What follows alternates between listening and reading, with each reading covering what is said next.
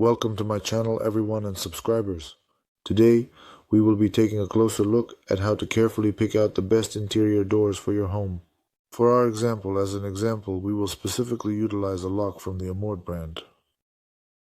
So, similar to the lock mechanism itself, the cylinder for the key also, in particular, belongs to this brand as well. I pre-screwed the mounting bolt in order to save time quickly, efficiently, and effectively.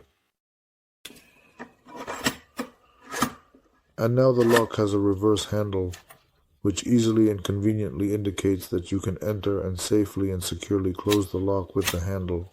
But it can simply and only be picked with a special key that is designed for this purpose. So, let's look at a way to pick this lock in detail, step by step, carefully and effectively. For instance, in this demonstration we are going to utilize a specific type of wrench, which is commonly used in various mechanical tasks. It is important to note that very thin, extremely specialized wrenches are specifically designed and required for the purpose of successfully picking these particular types of locks, and the pick in principle doesn't really matter, essentially. So, you can use, for example, a pick like this, or you can use one like this, or even one like this, for instance, such as this. So, we will now demonstrate in detail, as an example, how to open this lock with various different types of picks. Here. So we will close the lock itself. We've closed it. Let's move the tension wrench over to this side. We were doing it with the lock open. I inserted it first, and then it will be clearer, so to speak. The keyhole is very narrow, and the wrench fits in quite snugly.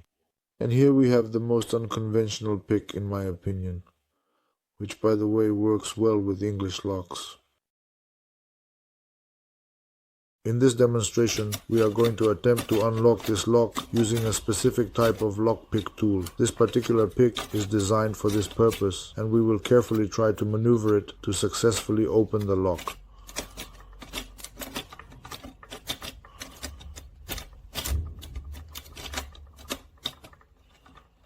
And as you can clearly and undoubtedly see, we have successfully and meticulously caught the intricate and complex mechanism, and we have skillfully and expertly picked this complex and challenging lock. So, the reason it's not opening at this particular moment is that we haven't inserted the key yet, but we've already picked it at the moment.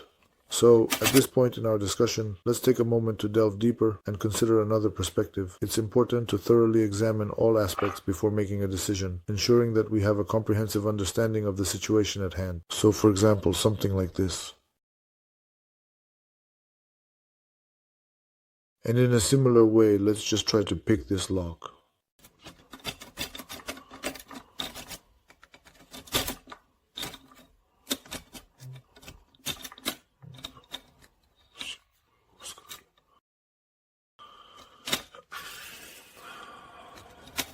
So, if we need to open it, we have to keep the pick in the initial position. When we pick the lock, we immediately apply pressure and start to open it. Here, I hope that is absolutely clear. So you can also very quickly make a speed pick. You can indeed very easily make a speed pick for these locks out of hairpins.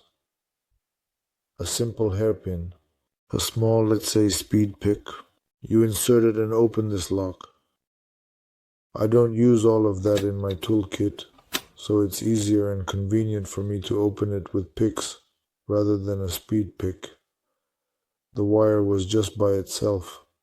I decided to demonstrate on this wire as an example, but there's a better option than wire if you have a hex key, like this one here, for instance.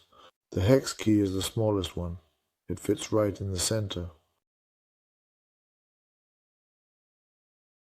In the cylinder lock, we see the spring, and it turns well in this lock.